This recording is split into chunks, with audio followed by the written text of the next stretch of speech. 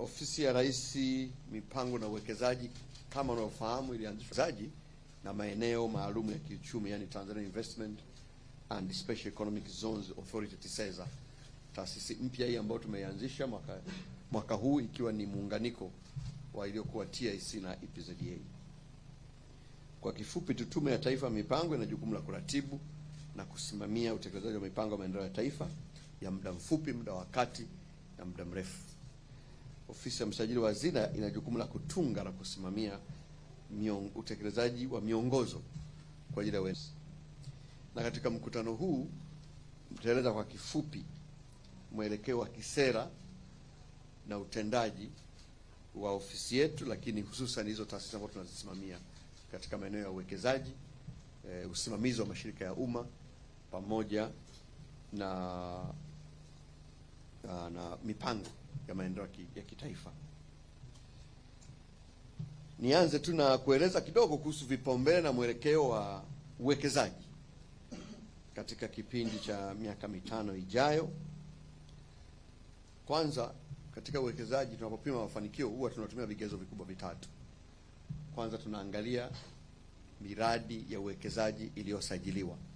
Hilo neno la kwanza kabisa. Lakini pili, tunaangalia idadi ya ajira ambazo zimezalishwa kutokana na miradi ya uwekezaji ambayo mmeisajili. Lakini tatu, tunaangalia kiwango cha mtaji kilichovutiwa kuingizwa. Kwa hivyo uwekezaji ni hiyo, hayo ndio mambo makubwa matatu.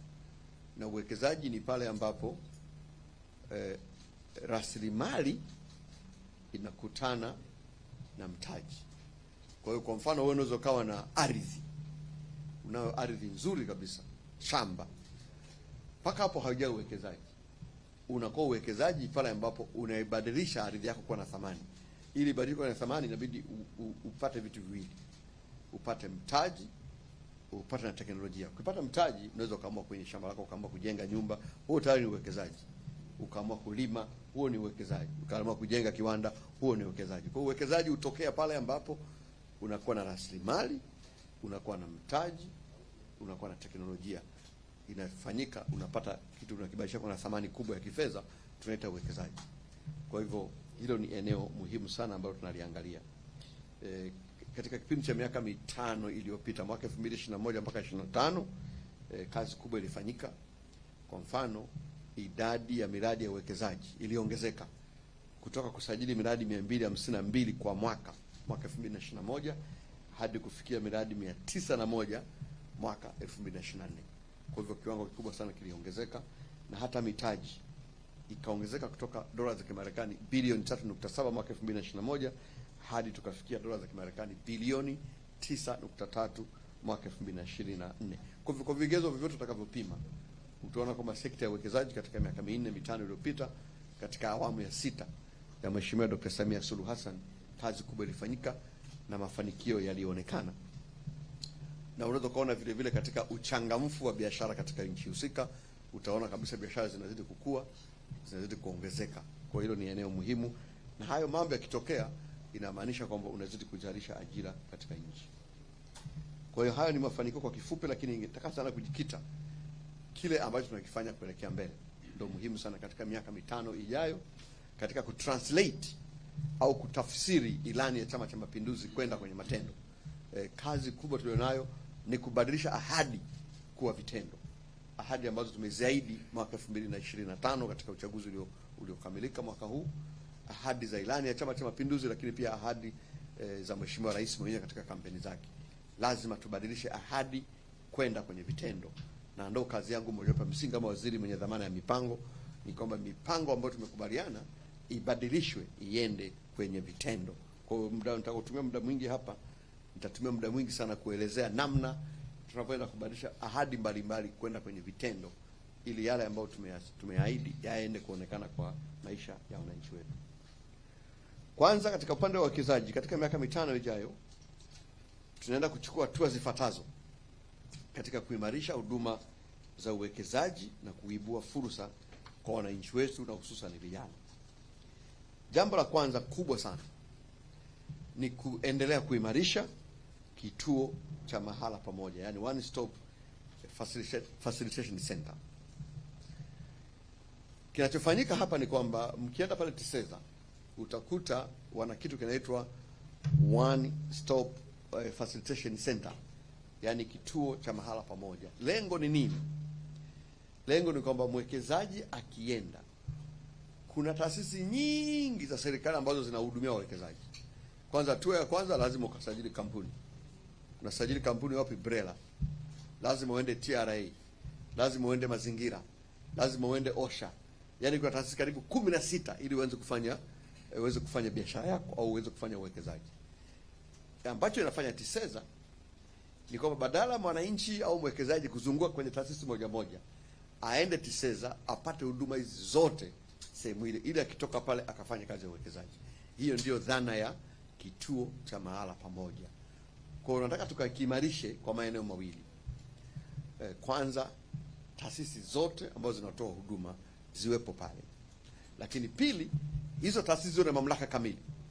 Kwa hivyo kama ni swala la kupata hati, upate hati pale na itambulike. Kama ni BRELA, usajili kampuni uondoke. Kama umepata tax exemption, afisa anayewekwa pale na TRA awe ni mtu mwenye mamlaka kamili ili akitoka pale aondoke. Hayo ndio maeneo ambayo nataka tukayatazanie. Kwanza kabisa, taasisi ambazo zinakaa pale, maafisa wanaowekwa pale, wawe maafisa ambao wana mamlaka kamili ili mwekezaji asihangaike. Na ndio sheria mpya inavyotaka ambayo tumepitisha juzi hapa. Lakini eneo la pili ni kuimarisha of course huduma zenyewe kwa maana ya jengo. Sasa hivi wamekaa pale Golden Jubilee Tower, wamepanga mle. Lakini kwa muda tu wanamalizia jengo lao, watahamia pale karibu na Bunge. Watakaa na jengo lao la kisasa kabisa, TISEZA na huduma zote wataenda pale, wawekezaji wetu watahudumiwa wakiwa mahala pamoja bila wasiwasi. Na kwa hivyo wataweza kupata nini pale? Vituo vya kodi. Kwa mambo ya kodi yote kutoka TRA watakuta pale. Watapata vibali vya ukaaji kutoka idara ya uhamiaji. Ukiwa ni kutoka nje, ukiingia Tanzania unahitaji vitu viwili. Kwanza upate kibali cha ukaaji kinaitwa residence permit ili uweze kukaa Tanzania. Kwa hiyo unaipata kutoka kwenye, kwa nataka vyote hivi unavipata kutoka TISEZA, idara ya kazi. Upate kitu kinaitwa hati isiyo asili. Hapa Tanzania kama ni mgeni uruhusi kumiliki ardhi. Kwa hiyo huwezi kupewa hati ya kumiliki ardhi if you are a foreigner. The only thing you can get ni kwamba unapata kitu kinaitwa derivative right, yani hati isiyo asili. Kwa TISEZA anamiliki ardhi kwa niaba yako na anakuwa nacho cheti nani? TISEZA. Lengo ni kwamba hii ni sheria imewekwa na ndio utamaduni wetu miaka yote katika nchi, na inatutofautisha na nchi nyingi sana za Afrika. Hapa huwezi kuja mgeni ukamiliki ardhi hapa. Kwa hiyo lazima hilo utapata yote kutoka hapo. Inatolewa na Wizara ya Ardhi na yenyewe utakuta pale pale TISEZA. Lazima upate cheti cha mazingira. Kwa lazima watu wa NEMIC wathibitishe kwamba uwekezaji wako hauna athari za kimazingira. Na yenyewe hatutaki ukazunguke kwanza kutafuta ofisi ya NEMIC, uipate pale pale. Upate kibali maalum cha kuwekeza sekta madawa. Kuna madawa fulani hapa kuwekeza lazima uende TMDA. Ndio unatoa kibali maalum. Na wenyewe wapo pale. Ukapata kibali maalum cha kuwekeza katika sekta ya kilimo. Kuna maeneo fulani kwenye kilimo na yenyewe lazima Wizara ya Kilimo ikupatie kibali. Na yenyewe hatutaki ukahangaike Dodoma kutafuta kibali. Utapata pale pale. Wizara ya Kilimo atakuwepo. Kibali maalum cha kuwekeza katika sekta ya madini inatolewa na Tume ya Madini na yenyewe utaipata pale pale TISEZA. Kuna cheti cha usalama na afya katika eneo la kazi, yani OSHA. Na yenyewe unakuta wapo pale. Kuna vitambulisho vya NIDA kwa maana kama ni raia wa kwetu una basi wataka process pale unapatiwa kiwa hapo. Kuna taratibu za kuunganishwa na umeme, TANESCO wanakuwepo pale. Na kupata cheti cha ubora wa bidhaa inatolewa na TBS na yenyewe unapata pale. Kwa huduma hizi 14 kwa sasa zinapatikana TISEZA. Kwa mwananchi akitaka kuwekeza, kijana wetu amemaliza chuo kikuu, anataka kusajili kampuni, process zote hizi ataenda TISEZA, atazikamilisha kwa muda mfupi iwezekanavyo. Nataka tuimarishe pia na kukuza benki ya ardhi kwa ajili ya uwekezaji. Sheria ya uwekezaji na maeneo maalum ya kiuchumi imeanzisha benki ya ardhi.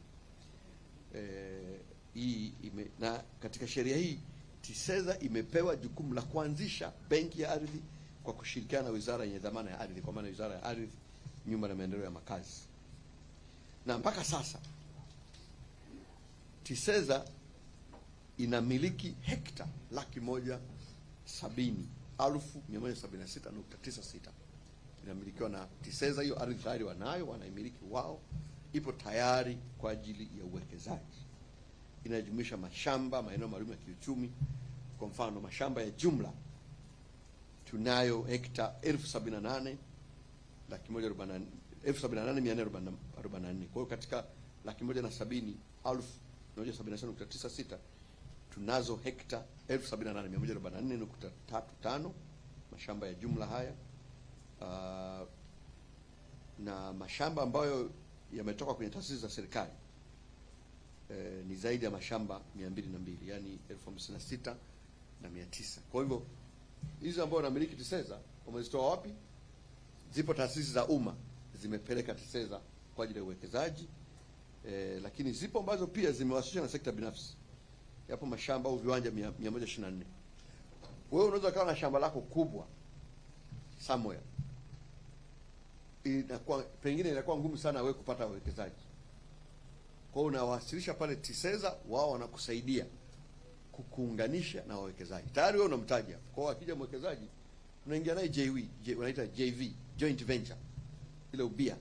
Wewe una ardhi, yeye anakuja pale na mtaji na teknolojia, mnaungana, mnapata share zako. TISEZA wanaweza kukusaidia kufanya hilo jambo. Kwa hiyo maeneo hayo pia yamo.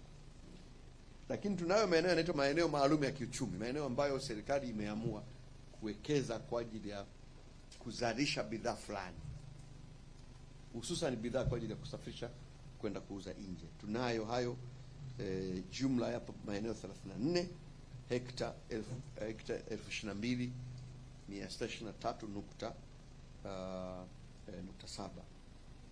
Na katika hayo maeneo 15 yanamilikiwa na TISEZA kwa niaba ya serikali, na maeneo 4 yanamilikiwa na serikali za mitaa na tawala za mikoa, na maeneo mengine yaliyobaki yanamilikiwa na sekta binafsi ambayo yapo kama 12. Kwa sekta binafsi pia wanayo maeneo haya ambayo tunayaratibu. Kwa tunayo benki ya ardhi kwa ajili ya uwekezaji, na ardhi tunayo inamilikiwa na TISEZA. Kwa hiyo swala la ardhi ya uwekezaji, changamoto imepungua sana baada ya kuanzisha benki ya ardhi ambayo tayari TISEZA wanayo. Lakini muhimu zaidi, tunawahamasisha watu binafsi, sekta binafsi wenye maeneo yao, mtu mmoja mmoja, kikundi, wenye maeneo yao makubwa wawasiliane na TISEZA. TISEZA watawasaidia kuunganisha na wawekezaji ili wabadilishe hiyo ardhi kuwa uwekezaji, kwa sababu Watanzania wengi sana wanamiliki ardhi. Mimi na shamba Bagamoyo, na shamba Kibaha, na shamba si wapi, lakini ile shamba ukiwa nalo kama halijakutana na mtaji na teknolojia, ni shamba tu, halikusaidii sana. Labda baadaye ujapata mtu akalinunua, lakini ukikutana na mtaji ukafanya ikawa uwekezaji, unapata fedha, unajenga uchumi wa nchi, unatoa ajira kwa watu.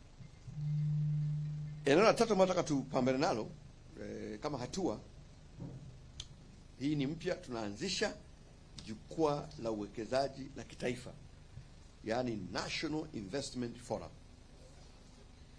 Hili jukwaa kuanzia Januari, mimi na mawaziri wenzangu wa viwanda na biashara, waziri wa fedha, waziri wa ardhi, waziri wa muungano na mazingira, na wengine ambao watahusika, tutakutana na wawekezaji kila baada ya miezi mitatu. Lengo ni kuwasikiliza, wapate maoni yao, changamoto zao, tuzitatue. Na ndio watu tunakaa mawaziri kadhaa pale na taasisi zake zinazohusika. Ana changamoto baada ya kusubiri kila mara moja kwa mwaka. Tunataka tuwe nao at least mara moja kila baada ya miezi mitatu, tuweze kuwasikiliza, tupokee kero zao, tuzitatue, ili watu wakafanye uwekezaji, uchumi ukue, ajira ziweze kuzalishwa. Kwa hiyo ni jambo ambalo tumelianzisha jipya, tutaanza kulitekeleza kuanzia mwezi wa 3.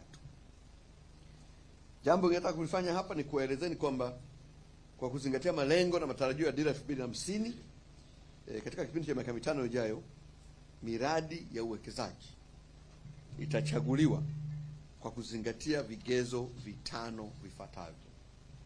Kwa hiyo ili tumkaribishe mwekezaji hapa,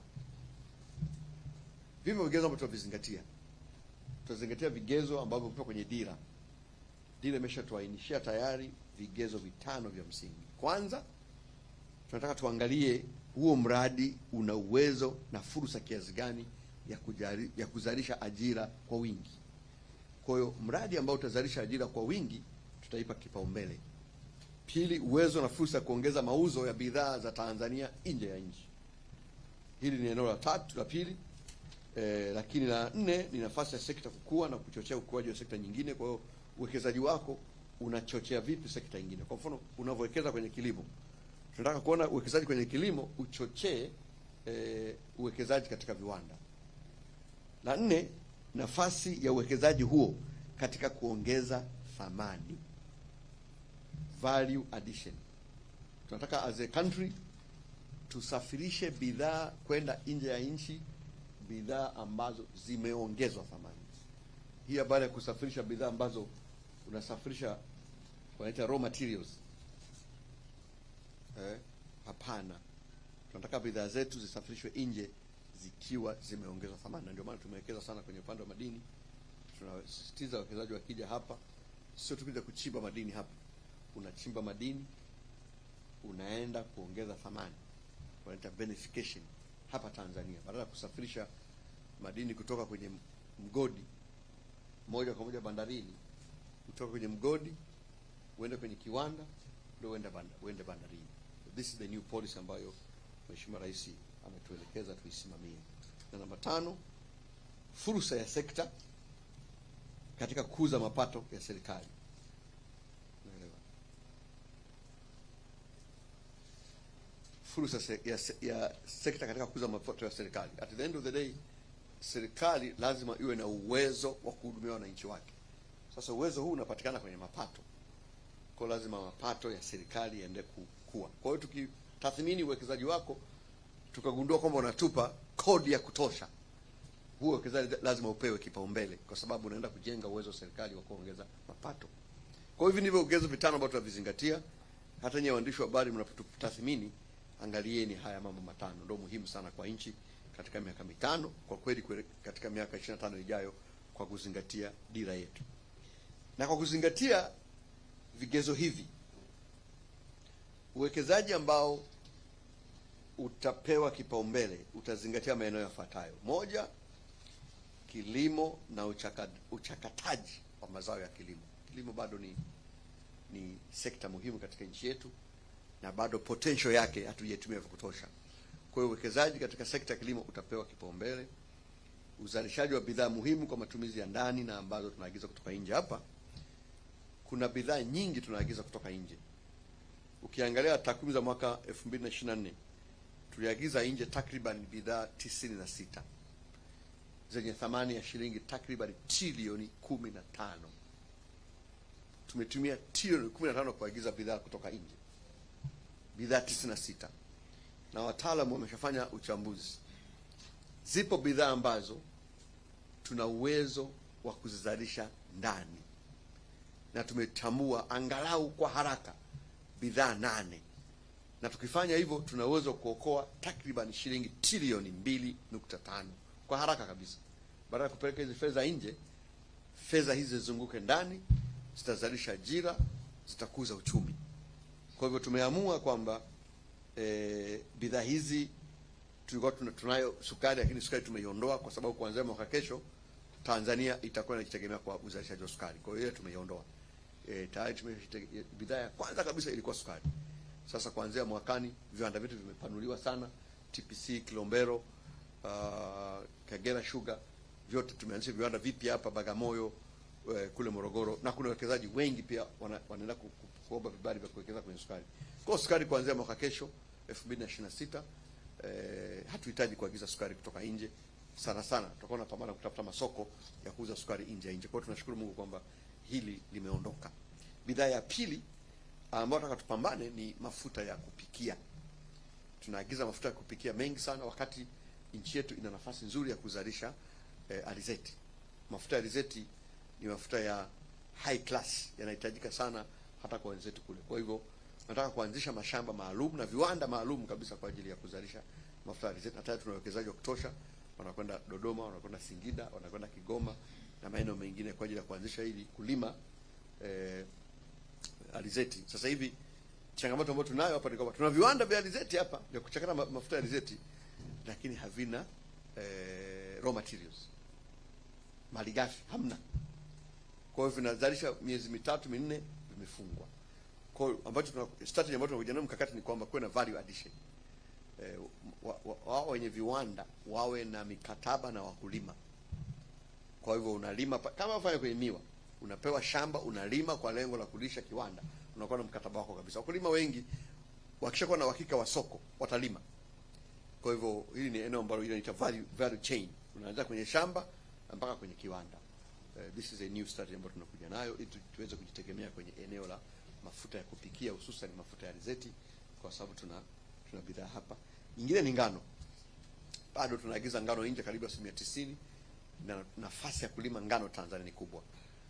Ngano inatumika kwenye maeneo mengi sana, nyinyi mnafahamu hapa. Vyakula mnavyokula vingi, ukishika tu katika vyakula vitatu mpaka 4 vitakuwa ni ngano. Iwe ni mkate, iwe ni kwenye mabia huko wapi, ngano inatumika mno. Na tuna nafasi nzuri ya kulima ngano. Nataka tuvutie uwekezaji kwenye eneo la kulima ngano ili tuachane na habari hii ya kuagiza ngano kutoka nje. Mambo mengine kama furniture na kadhalika.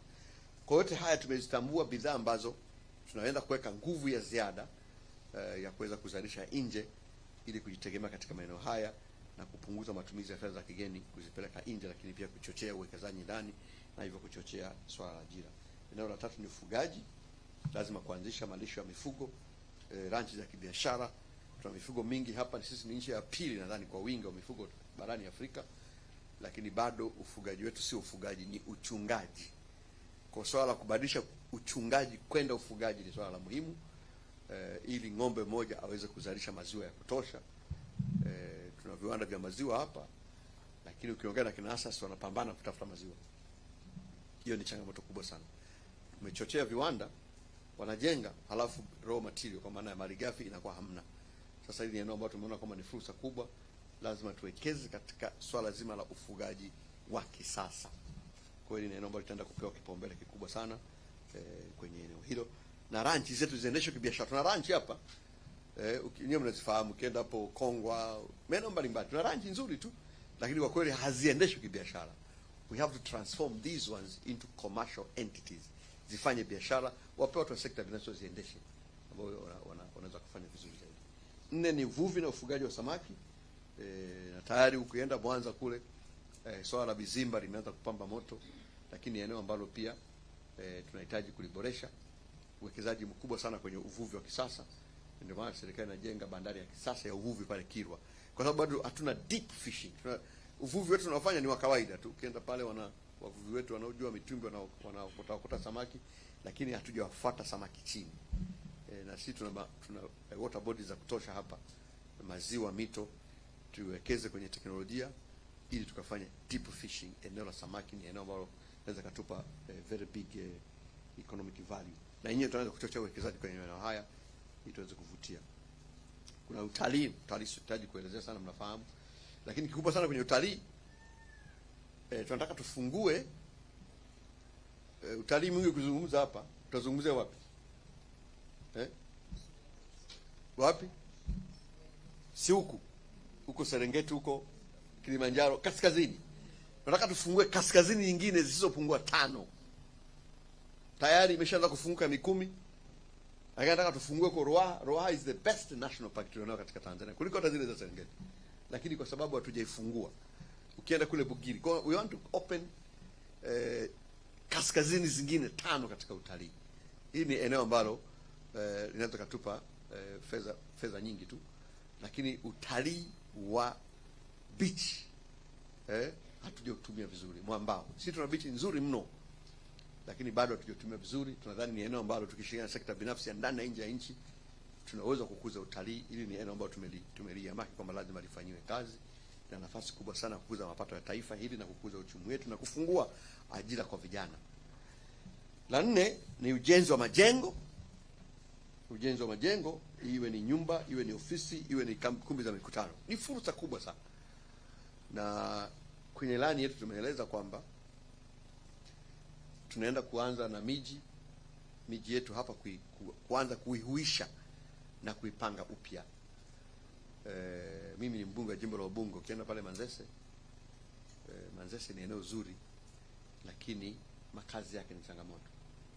Kwa hiyo pale tunahuisha ili sekta binafsi inakuja, tunaunganisha na wenye nyumba zibomolewe, zijengwe magorofa. Mtu akijenga gorofa zake 5, 6, 10 halafu wewe uliokuwa na nyumba yako akakuachia floor moja ya makazi na kabiashara kako hapo, kuna ubaya? This is what other places they are doing.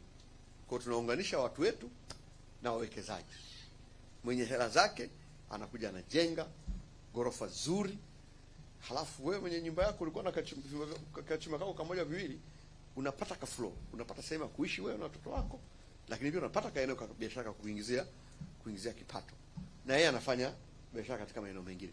Tunadhani tukifanya hivi, na kwa Dar es Salaam tumeamua kuanzia Vingunguti, Buguruni na Manzese, hayo maeneo matatu nataka tuanze nayo. Tutayatangaza rasmi, wawekezaji waombe, watapewa mazingira mazuri, tunatiseza pamoja na wizara yetu ya ardhi, ili mambo haya, ili miji yetu tuihuishe, lakini pia kuifanya miji hii na makazi hayo yawe ni makazi, lakini pia kukuza kipato cha wakazi wetu. Kwa hiyo hili ni eneo ambalo tunadhani tukiliweka vizuri litakwenda vizuri sana. Madini, huduma za kifedha, misitu, nishati ikiwepo mafuta na gesi. Hili ni eneo ambalo muhimu sana. Kwa mfano ile ya mafuta na gesi, nyinyi mnafahamu kwenye gesi kuna mradi unaitwa LNG, liquefied natural gas, ambao tunaenda kufanya kule Lindi. Ni mradi mkubwa wenye thamani ya dola za Kimarekani bilioni 42. Ni mradi ambao uwekezaji wake ni nusu ya pato lote la Tanzania. Pato la Tanzania kwa sasa ni dola za Kimarekani bilioni 85. Huu mradi unaingiza dola bilioni 42. Kwa hiyo mradi mmoja unaona unabadilisha kabisa hali ya uchumi wa Tanzania. Ni mradi mkubwa na serikali ipo makini, na tupo katika hatua ambazo mradi unaenda kuanza. Kwa hiyo ni maeneo ambayo tunaipa kipaumbele, lakini muhimu sana kwenye swala la ujenzi wa viwanda. Ndio maana safari hii kwenye ilani tumesisitiza mradi wetu wa Liganga la Mchuchuma lazima uanze, tuanze kufua chuma hapa, iwe ni source nzuri ya kujenga viwanda. Sasa katika kuchochea uwekezaji unaoleta tija zaidi na kutoa fursa kwa vijana, serikali inaenda kuchukua hatua mahususi 5 zifuatazo kwa lengo hasa la kuchochea ajira kwa vijana wetu, na hususan vijana ambao wanamaliza vyuo vikuu na vyuo vya ufundi. Kuna changamoto duniani na hususan kwenye nchi za Afrika kwa kitu kinaitwa graduate unemployment, ukosefu wa ajira kwa vijana wanaomaliza vyuo vikuu. Hili ni eneo ambalo linaisumbua Afrika ikiwemo Tanzania, na hatuwezi kufunga vyuo. Lazima tuje na mikakati tofauti ya kuwasaidia vijana kupata kazi, na kazi yenyewe mnafahamu kwa zamani sisi tukisoma, unamaliza chuo kikuu unaajiriwa serikalini. Ilikuwa sio kazi kubwa hiyo, unamaliza unakuwa na kazi 2-3. Sasa hivi hiyo hali haipo. Ajira serikalini zipo chache sana na haziwezi kuabsorb watu wetu wote wanaomaliza vyuo vikuu na vyuo vya ufundi. Njia pekee ni kupanua sekta binafsi, kama njia mliopo hapa wengi hapa, si wangapi hapa wametoka Daily News hapa na Habari Leo, wengine wote mnatoka kwenye private sector. This is what we need to go. We have to strengthen our private sector iweze kuabsorb. Kwa mikakati ambayo naenda kueleza hapa ni mikakati ya kuweza kufungua sekta binafsi, hususan kwa vijana wenyewe, wawe wawekezaji, wawe wafanya biashara, wajiajiri na waajiri wenzao. Kwa cha kwanza, mwaka huu kabla hujaisha, tunaanzisha kituo maalum cha kuhudumia na kuwezesha wawekezaji vijana. Kitaitwa Youth Investors Resource Center. Tutakifungua pale IPZA pale Mabibo. Lengo la kituo hiki kubwa, kwanza swala la maarifa. Ili uwe mwekezaji, uwe mfanyabiashara, hatua ya kwanza ni maarifa. Upewe maarifa, ujuzi wa kuwekeza, wa kufanya biashara. Mitaji inapatikana wapi? Kupata mitaji unafanya nini? Unakopaje? Vitu gani vya kuzingatia? Kwa kituo hiki kitakuwa ni muhimu specifically kwa vijana wetu wanaomaliza vyuo vikuu, maliza vyuo vya ufundi na wengine, waende pale wafundishwe vizuri na wataalamu wetu wa serikali na wa sekta binafsi wenye uzoefu. Kwa tunaunganisha na watu ambao wamefanikiwa, wawafundishe mbinu mbalimbali za kufanya biashara, za kuwekeza, za kujiajiri, za kuajiri wenzao. So this is going to be the first step. Lakini ya pili, tunaanzisha program maalum ya kuwezesha wawekezaji vijana kubuni na kuanzisha uwekezaji wa viwanda nchini. Kwa hiyo kama nilivyosema, TISEZA tunayo maeneo ambayo tumetenga kwa ajili ya maeneo maalum ya kiuchumi, special economic zones, kwa lengo la kujenga viwanda, hasa viwanda ambavyo vinaenda kwa ajili ya kuchakata kuongeza thamani mazao mbalimbali, ikiwepo mazao ya kilimo, mifugo, uvuvi, misitu pamoja na madini. Ambacho tunafanya hapa, hii itakuwa program maalum ya kuwawezesha wawekezaji vijana wakabuni na waanzishe uwekezaji wao wapi? Viwandani. Kwa hatua ya kwanza, akishapata mafunzo pale kwenye kile kitu ambacho tumeelezea, ambacho pia hivi tutafungua kwa kila mkoa. Akishapata mafunzo, next step, fungueni kampuni. Watasaidiwa kufungua kampuni, wasajili BRELA. Baada ya hapo, kitakachofuata itakuwa sasa kukabidhiwa eneo ili waweze kuwekeza. Sasa eneo hili uweze kumpa tu eneo kijana hapa pale shamba hili hapa. Lazima tuunganishe sasa na wenye mitaji. It can be financial institutions, kwa maana ya mabenki ama wawekezaji wa sekta binafsi. Sasa kwenye viwanda kuna vitu vinaitwa mitaa ya viwanda ama kongani za viwanda. Maana yake unakuta huo mtaa wa viwanda, maana yake kwamba ndani unakuwa na viwanda vingi, kama wale ambao wameshaenda kule Kwala Sinotan Industrial Park. Pale kuna viwanda vingi. Kwa nataka sasa mwekezaji wa sekta binafsi yeye atawekeza kujenga hiyo mitaa. Ndani mle tunataka ile industrial sheds awakabidhi vijana. Kwa ndani unaweza kukuta labda kiwanda cha kuzalisha nguo, kiwanda cha kuzalisha sabuni, kiwanda cha kuzalisha mafuta na kadhalika. Tunataka mwekezaji mkubwa mwenye mihela yake mingi anaweza kajenga hilo mitaa la viwanda. Tunataka hivyo viwanda aweze kuwapangisha vijana. Kwa kazi ya serikali tutakayofanya sisi, tutaweka umeme, tutaweka maji, tutaweka barabara, ile miundombinu ya msingi. Then mwekezaji atajenga hizo sheds. Mwekezaji akijenga sheds, tunataka specifically hizi sheds awapangishe vijana ambao wamepata mafunzo, walitoka vyuo vikuu. Akiingia hapo kijana, wapo vijana 5, 10, 15 wanamiliki kiwanda chao. Kwa hivyo hapo wataajiriana wenyewe. Kama ni engineer wataajiri engineer, kama ni human resource hapa, kama ni mhasibu hapo. Kwa vijana wanakuwa wanamiliki viwanda vyao. Na tayari tumeshazungumza na mabenki mbalimbali kama Tanzania Bank, TCB, CRDB na mengine ambao wapo tayari kushirikiana na sisi katika hili. Na sisi kama serikali, hatua ya kwanza tutatoa mafunzo, lakini hatua ya pili tumetenga maeneo. Kuna eneo zuri sana lipo kule Dodoma inaitwa Nala. Tumetenga ekari 100 kwa ajili hiyo. Pwani, eneo hot kabisa pale Kwala, tumetenga ekari 20. Mara Bunda tuna eneo zuri pale, tumetenga ekari 100. Ruvuma Songea tumetenga ekari 100, na Bagamoyo Pwani tumetenga ekari 20 kwa kuanzia. Haya maeneo tumeyatenga 1, 2, 3, 4, 5. Maeneo 5 kwa kuanzia, yenye jumla hizi ekari ambazo zimestaja hapa, nikipiga hesabu 120, 220, 320, 340. Ekari 340 zinatengwa kwa kuanzia specifically kwa ajili ya vijana, na nimesema hapa vijana wanaomaliza vyuo vikuu na vyuo vya ufundi. Watakuwa pata mafunzo, wataunganishwa na wawekezaji na mitaji, watakabidhiwa maeneo haya waanzishe viwanda kwenye hiyo mitaa ili waweze kusimamia. Kwa hiyo ni jambo ambalo kubwa, zito, na ndio maana tumetenga maeneo 5 tuko kuanzia, tuyafanyie tuone hatua ambayo tutapiga. Na hao vijana watapatikanaje? Wenzetu TISEZA watatangaza.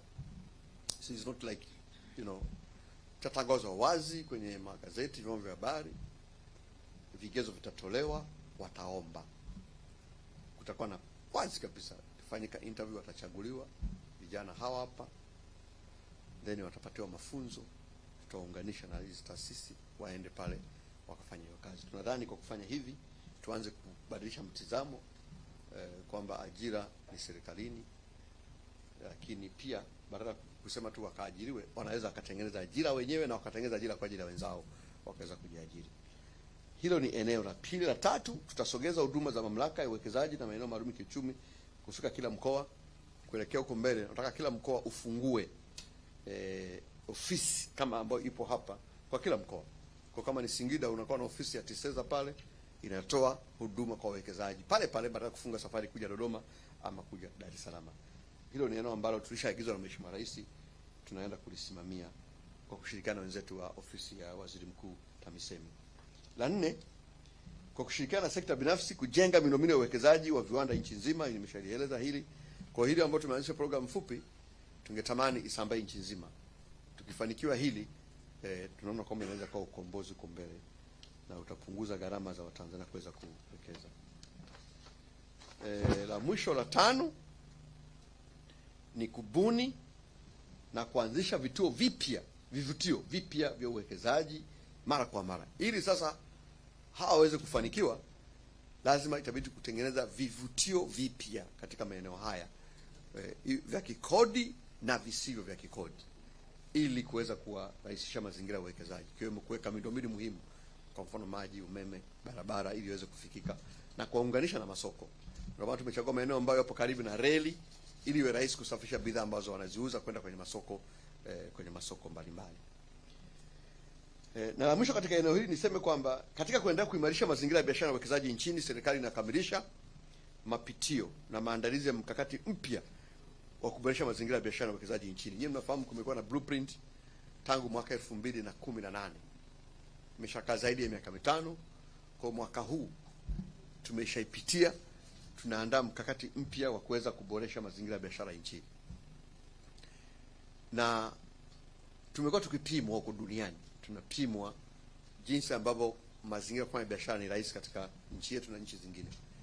Na sisi katika kuhakikisha kwamba tunajiimarisha kwenye eneo hili, kupitia tume ya mipango, tunaenda kuanzisha sasa utaratibu wa kushindanisha mamlaka za serikali za mitaa, jinsi wanavyoweka mazingira mazuri ya biashara na uwekezaji. Kwa hiyo tutazilangi kuanzia mwakani, mamlaka zote pamoja na mambo mengine zitakuwa na kigezo cha kupimwa jinsi wanavyoweka mazingira mazuri ya uwekezaji.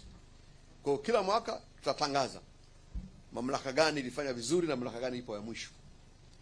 Lengo ni kuona kwamba mamlaka ya serikali za mitaa zinakuwa vituo vya kiuchumi badala ya kuwa vituo tu vya utawala. This is very important.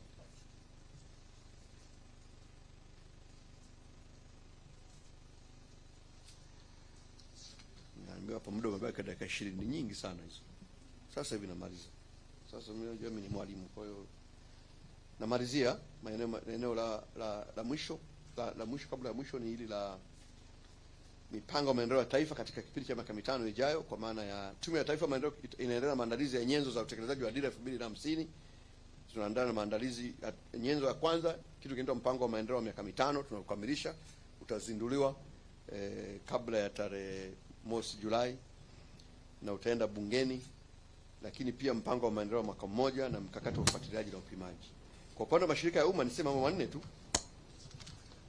Upande wa mashirika ya umma, moja, tunaenda kuweka mfumo mpya na imara zaidi wa upimaji wa maendeleo ya mashirika ya umma kwa kuzingatia tija ya kiuchumi na utoaji wa huduma kwa wananchi. Kwa mashirika ya umma na kuwekewa M&E, vigezo vipya vya upimaji, kuhakikisha kwamba ni kwa kiwango gani wanachangia katika maendeleo ya uchumi na katika utoaji wa huduma kwa wananchi. Lakini la pili, kuweka masharti na vigezo kwa mashirika ya umma ya kibiashara kujisajili katika soko la hisa. Kwa hiyo kuna sheria mpya tunaiandaa, itazingatia mambo haya. Moja ni kwamba baadhi ya mashirika ya umma tutataka yasajiliwe kwenye soko la hisa, Dar es Salaam Stock Exchange, nadhani wengi mnalifahamu. Ni kwamba ili Watanzania wapate nafasi ya kununua hisa na kumiliki mashirika haya, lakini pia unaongeza uwazi katika uendeshaji wake. Kwa hili linakuja. La tatu ni kuweka masharti ya watendaji wakuu wa mashirika ya umma na wajumbe wa bodi za wakurugenzi kupatikana kwa njia ya ushindani, ili kuwa na uwazi zaidi juu ya ushiriki wa Watanzania wenye sifa katika kuendesha mashirika ya umma nchini. Kwa hivyo huko mbele, kuanzia tarehe 1 mwezi wa 7, sheria mpya ikipita hii, ni kwamba watendaji wa mashirika ya umma utakompiti. Kama ni Director General wa TANESCO utaomba kwa vigezo ambavyo vipo, utaapply. Kama ni wajumbe wa bodi, ndugu yangu, unataka kuwa mjumbe wa bodi wa TISEZA, si wa TPA, si wa nini, utaomba. utapitia mchakato wa ushindani. Watanzania wote wenye vigezo wataomba, utafanyika utaratibu wa kawaida, utachaguliwa kwa kile kinachoitwa competitive recruitment kwa njia ya ushindani. Na la mwisho, itaanza kuanzisha chanzo mahususi cha fedha kwa ajili ya kupata mitaji ya uwekezaji wa umma. Kwa mashirika ya umma ya kwetu haya mengi yanaweza kufanya biashara kubwa lakini hayana mitaji. Kwenda kuanzisha chanzo mahususi kwa ajili ya kupata fedha kwa ajili ya kupata mitaji. Nimalizie hitimisho, niseme tu kwa matarajio ya serikali ya awamu ya 6 chini ya uongozi wa Dr. Samia Suluhu Hassan, Mheshimiwa Rais wa Jamhuri ya Muungano wa Tanzania, kwamba ifikapo mwaka 2030 hatua kubwa zitakuwa zimepigwa na mafanikio makubwa kupatikana, ikiwemo kwa mfano miradi ya uwekezaji kuongezeka, fursa za ajira kupanuka na mitaji ya uwekezaji kukua zaidi. Matarajio yetu ni kuzalisha ajira angalau milioni 8 na kuvutia mtaji wenye thamani ya dola za Kimarekani bilioni 50 ifikapo mwaka 2030. Pili, kuimarika kwa usimamizi, ufuatiliaji na usimamizi wa miradi ya maendeleo kwa kuzingatia vigezo vya matokeo, kitu kinaitwa key performance indicators. Kwa kila wizara na kila taasisi ya umma itapewa viashiria vya kufikia na watapima kwa kuzingatia viashiria hivyo. Kwa hivyo tunakamilisha hiyo tunapoanza kama sema maandalizi ya utekelezaji wa dira 2050. Kila sekta, kila wizara itapewa specific key performance indicators, na mafanikio ya wizara na sekta itapimwa kwa kuzingatia viashiria hivyo. Na mwisho, mashirika ya umma kuwa na tija zaidi kwa kuzingatia mchango wao katika uchumi na utoaji wa huduma bora kwa wananchi. Kwa ndugu zangu waandishi wa habari, kwa niaba ya wananchi, hayo ndio maeneo ambayo tunakwenda kuyasimamia sisi Ofisi ya Rais Mipango na Uwekezaji. Naomba niishie hapo, nitakuwa na furaha kujibu maswali yenu kama yatakuwepo. Asante na Mungu awabariki sana. Hata waandishi wa habari mnaweza kupiga makofi. Nyie mna gani? Waandishi wa habari yone rani bana. Asante. Haya bwana. Asante Mheshimiwa Waziri, na sasa ni fursa ya maswali. Kwa mwandishi wa habari ambaye ana swali, tafadhali nyosha mkono, jitambulishe jina, unatoka chombo gani, halafu uulize swali. Tunaomba muulize maswali mafupi, nenda moja kwa moja kwenye swali kwa sababu ya muda. Asante. Makrina. Mimi naitwa Makrina, natoka Crown Media. Swali langu la kwanza, Profesa, mmesema mtakaa na wawekezaji. Je, hao wawekezaji watakuwa ni wawekezaji wakubwa ama wadogo? Kwa sababu kumekuwa na changamoto nyingi sana kwa wawekezaji wadogo, lakini wengi wanakuwa na malalamiko kwamba hata wakija kwenye hizo ofisi hawasikilizwi. Wakija mwekezaji mkubwa ama wakati anapewa priority zaidi kuliko hawa wadogo. Sasa katika majukwaa yenu, je, mtatenga huo muda wa kukaa na hao wawekezaji wadogo? Jambo jingine kuhusiana na hiyo issue ya vijana kuwawezesha. Kwenye issue ya mikopo kumekuwa kuna malalamiko kuanzia namna ya mchakato wenyewe, vijana wanavyopatikana. Sasa mnawahakikishia vipi wananchi kwamba hichi kinachoanzishwa itakuwa ni fursa kwa wote, hata yule ambaye hana connection yoyote anaweza akapata hiyo nafasi, kwa sababu issue ndio iko hapo. Kumekuwa na malalamiko mengi sana.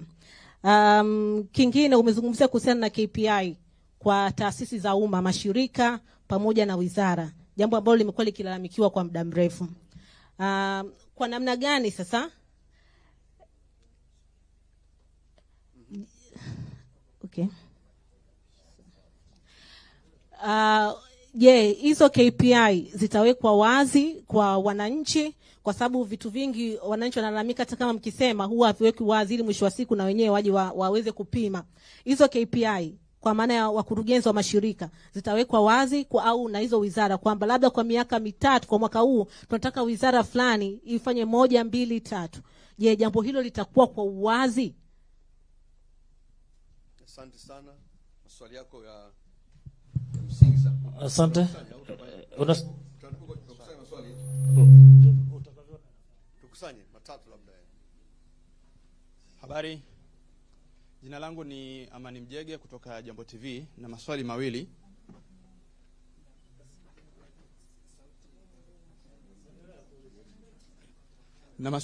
Swali la kwanza, tunaona kwamba kuna pressure ya kisiasa ambayo inaendelea hapa nchini.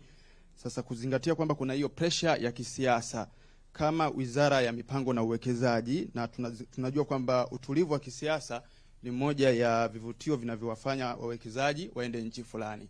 Kwa hali ambayo inaendelea sasa hivi nchini, hatuoni kwamba masuala ya uwekezaji na uwekezaji kwa ujumla unaweza kuathirika. Lakini swali la pili, tumeona jumuiya za kimataifa ambazo kiuhalisia ni wawekezaji wakubwa katika maeneo mbalimbali hapa nchini, lakini wamekuja na matamko mbalimbali ambayo yanahusu utawala wa sheria na haki za binadamu, wakieleza kwamba kumekuwa na ukiukaji wa haki za binadamu. Sasa wameanza kuonesha wasiwasi wao juu ya hali hiyo. Hatuoni kwamba kwa yanayoendelea ni kama tunapiga hatua 10 mbele lakini tunarudi nyuma hatua 100? Na wewe kama waziri ambaye unahusika na uwekezaji pamoja na mipango, una ujumbe gani kwa hizi jumuiya za kimataifa hasa katika eneo lako? Shukrani. Mheshimiwa Waziri, mimi ni Suleiman Msuya. Natoka gazeti la Raia Mwema.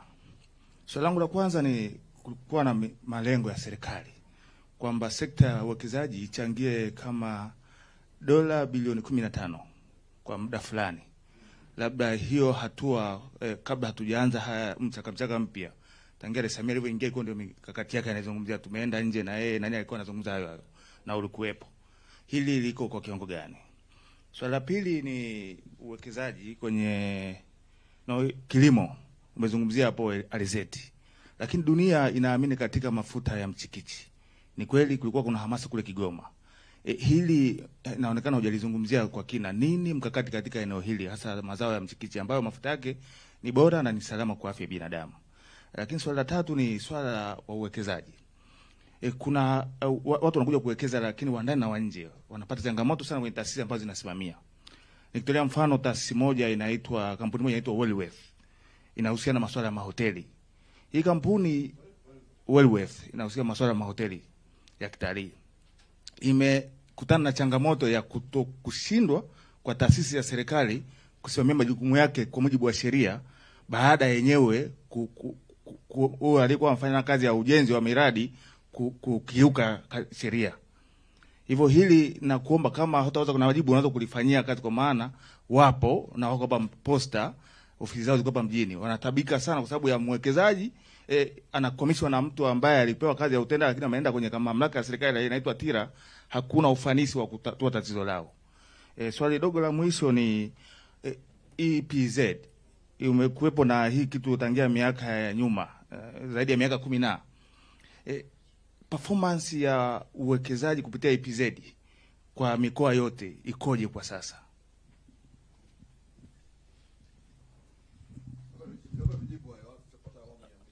Sawa mheshimiwa. Nashukuru sana kwa maswali hayo. Tutaanza na swali la Makrina wa Crown.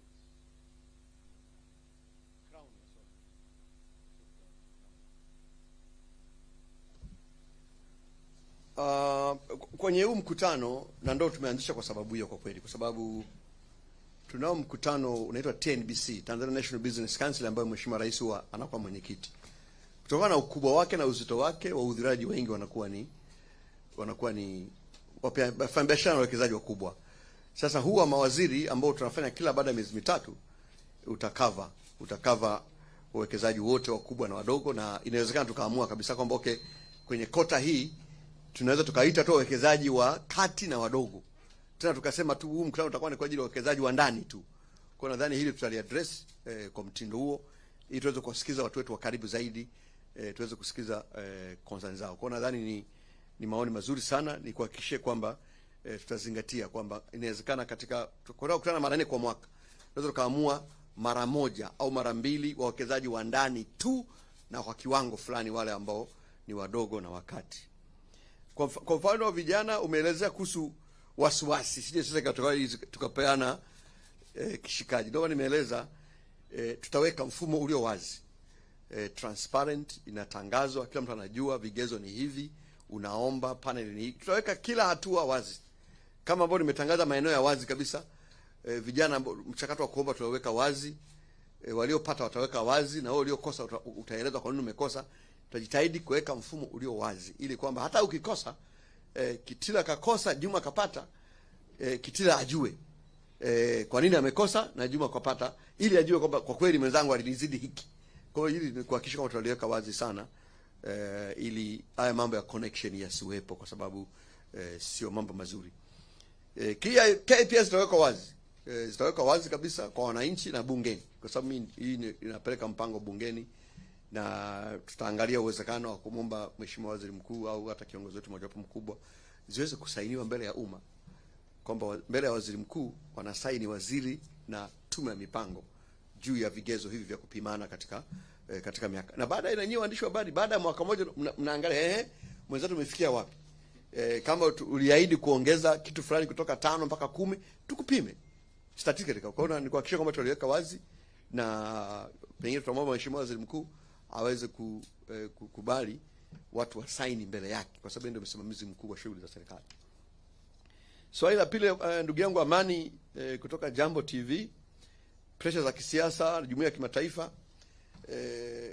Ukifuatilia duniani hapa, kila nchi ina kipindi chake cha majaribu, what we call testing times.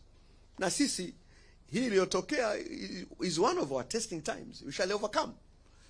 This is not a permanent situation kwamba basi itakuwa hivyo, hapana. Tuta overcome, tuta address hizo concern ambazo wenzetu wamezieleza jumuiya ya kimataifa, na tayari tunazi address.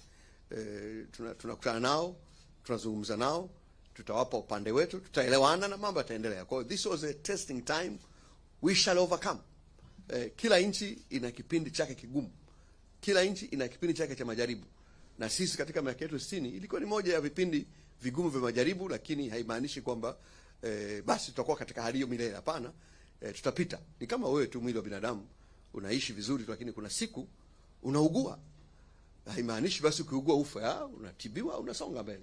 Kwa hiyo na sisi tutalitibu, tutaweza kushinda jaribu hili, tutarudi, tutaendelea kuwa nchi moja,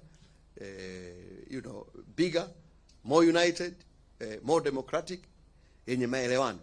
Lengo ni kuona kwamba tunaweka mazingira ili kila mwananchi wa nchi hii ajihisi na ajikubali kwamba ni Mtanzania, na kwamba ajione na yeye anafaidika na fursa na haki zote katika jamii. Hilo ndio jambo kubwa la msingi ambalo tutakwenda nalo. Kwa hivyo hayo matamko tunayo, lakini tutaweza kuyashinda na kusonga mbele kama nchi. Swala la tatu, ndugu yangu Msio kutoka Raia Mwema, lengo la bilioni 15. Where are we? Kama nimeeleza hapa, mwaka 2021 tulikuwa na 3.7 billion. Mwaka jana tumefika 9.3 billion, tumeweza kuvutia 9.3 billion. Kutoka 3.7 mpaka 9. Utaona tumekuwa karibu mara 3. Na ndio maana imenipa kiburi mwaka huu kuwapa lengo la bilioni 15. Wanaweza.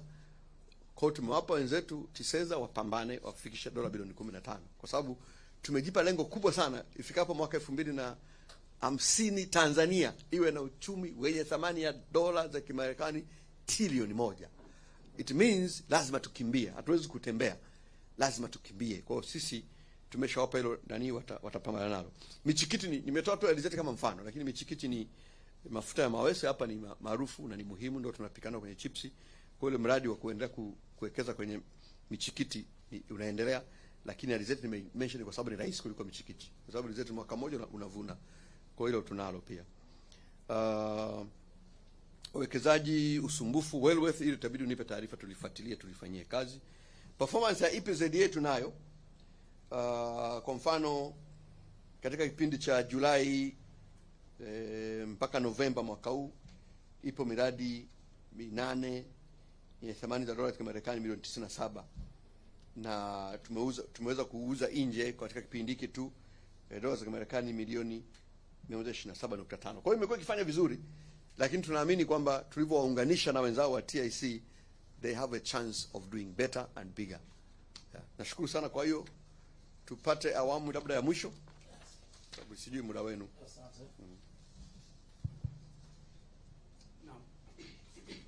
Asante sana Mheshimiwa Waziri kwa fursa hii. Mimi kwa jina naitwa Ali Mayala, ni mwandishi wa habari wa Daily News. Swali langu la kwanza nalielekeza moja kwa moja kwenye upande wa target, kwa maana ya ease of doing business and investment.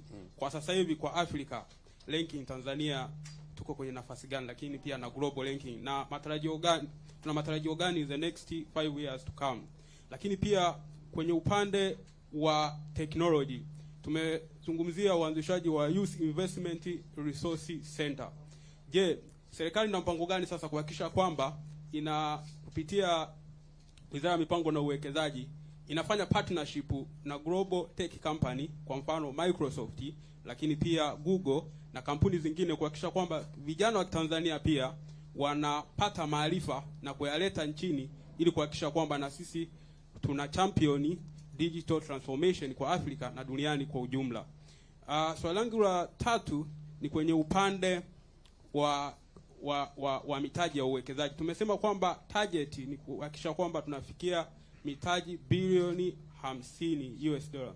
Swali langu la msingi ni kwamba je, hii itakuwa ni year, kwa maana kwa mwaka, au ni itakuwa kwa maana framework itakuwa mpaka lini? Asante sana. Asante sana. Naitwa Martin Joseph na natokea Radio Maria. Swali langu kwa Mheshimiwa Waziri ni kwamba umesema Mheshimiwa Waziri kuhusiana na kwamba watakaomaliza chuo ndio ambao watakuwa wakishughulikiwa na TISEZA. Vipi kuhusiana na hawa ambao tayari wamekwisha kumaliza vyuo, ambao wanatoka vyuo vikuu pamoja na VETA? Lakini pia juzi niliona habari ikiwaonyesha wanafunzi ambao walikuwa wamemaliza VETA wakiwa wanahitaji mikopo kwa ajili ya kujiendeleza. Moja ya suggestion ambazo nilikuwa ninaziona na ambazo nafikiri wanaweza wakazifanya TISEZA ni pamoja na hawa wanafunzi data zao zipo vyuoni. Kwa nini wasingekuwa wanachukua zile data kabla hawajamaliza vyuo? Wangekuwa wanawaingiza kwenye ile mikopo ya halmashauri ambayo inatolewa halmashauri moja kwa moja, wakapewa wao kama vile ambavyo wanafunzi wa vyuo vikuu wanavyopewa boom, na baadaye wakaingizwa kwenye system na hatimaye wakarejesha hiyo fedha serikalini na kuendelea na maisha yao. Asante. Asante Mheshimiwa Waziri, naona maswali yamekwisha, labda tuyajibu haya.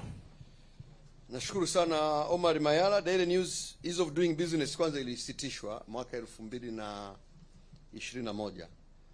Wakati inasitishwa tulikuwa wa 141 katika ile ranking, lakini World Bank wameanzisha program mpya inaitwa Red Business. Ni kama inapima ile imeanza kuanzia mwaka jana, kwa hiyo tunatarajia tuanze kupata ripoti kuanzia mwaka huu. Kwa hiyo tutajua tuko wapi. Teknolojia ni ushauri mzuri, tutazingatia kwamba hiki kituo tutalink na wadau mbalimbali wakiwepo hao. Yote ambayo itakuwa available tutalink nao, kwa sababu serikali inaanzisha, lakini sio lazima ifanye yenyewe. Tutalink na watu wetu wa sekta binafsi wa ndani na nje ya nchi ili kuweza kusonga mbele. Mitaji hii 50 billion ni kama minimum in the next 5 years, isipungue kutoka kwenye uwekezaji kupitia TISEZA peke yake, isipungue. Kwa hiyo manake wastani kwa mwaka isipungue dola za Marekani bilioni 10. Kwa mwaka huu akifanya kwa mfano 15, wakiendelea hivyo it will be more. Manake we can be talking about 75 billion. Kwa hiyo nimewapa this as a minimum threshold.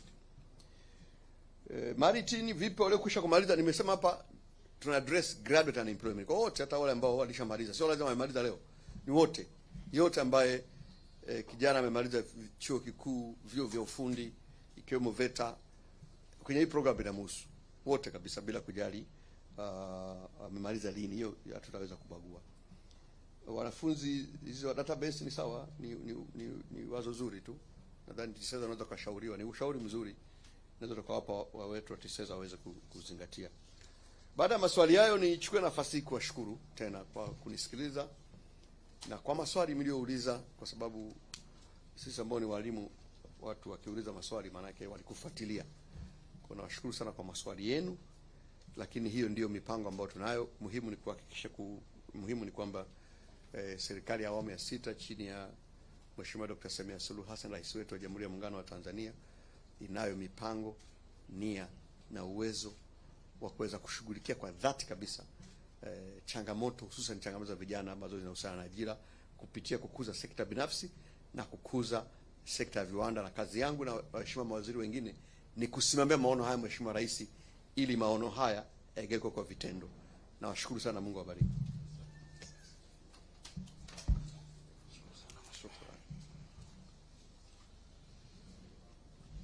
Asante sana Mheshimiwa Waziri Kitila Mkumbo, Profesa, kwa taarifa hiyo nzuri kwa waandishi wa habari. Ninaamini kupitia vyombo vya habari Watanzania wote hususan vijana watakuwa wamekufuatilia na wameona fursa ambazo zinakuja katika kipindi cha miaka mitano, na wale wanafunzi ambao wako vyuoni kama wanaingia, basi watakuwa wanafuatilia na watafahamu nini cha kufanya katika kuhakikisha kwamba wanajenga kesho yao iliyo bora kupitia uwekezaji. Tunakushukuru sana ndugu waandishi wa habari, tunawashukuru sana kwa kuwa nasi hapa leo, na tunaamini kupitia nyinyi Watanzania wote vijana watapata taarifa hizi na kutumia fursa ambazo Profesa Kitila Mkumbo, Mheshimiwa Waziri, amezieleza hapa. Uwekezaji, maeneo mbalimbali ya uwekezaji, mmeambiwa kuna maeneo ya kilimo, maeneo ya teknolojia, kila eneo. Kwa hiyo basi ni muhimu sana sisi kama vyombo vya habari kuweza kuchampion taarifa hizi, kuhakikisha kwamba wanazitumia vizuri, ili kila mmoja wetu aweze kuona fursa sehemu gani anaweza akafit na kutumia fursa hiyo katika kutengeneza ajira. Tunakushukuru sana, tunawashukuru sana waandishi wa habari. Mheshimiwa Waziri, kwa niaba ya Katibu Mkuu na Msemaji Mkuu wa Serikali Gerson Msigwa, tunakushukuru sana kwa kuja na kwa kuitikia wito, japo ulikuwa ni wa muda mfupi, lakini kwa sababu tu ya umuhimu wa jambo hili uliweza yes, uliweza, hili ni jeshi na uliweza kuitikia, tunakushukuru sana. Ndugu zangu waandishi wa habari, hapa ndio tumefikia mwisho wa mkutano wetu. Tunawaalika tena siku ya Jumatano ambapo tutakuwa na Wizara ya Elimu, Sayansi na Teknolojia, nao kama alivyoeleza Profesa Mkumbo, na wao watakuja kutueleza wao wana nini katika kipindi hiki cha miaka mitano hadi mwaka 2030. Tunashukuru sana, karibuni sana, muendelee kuwahabarisha Watanzania. Asante sana.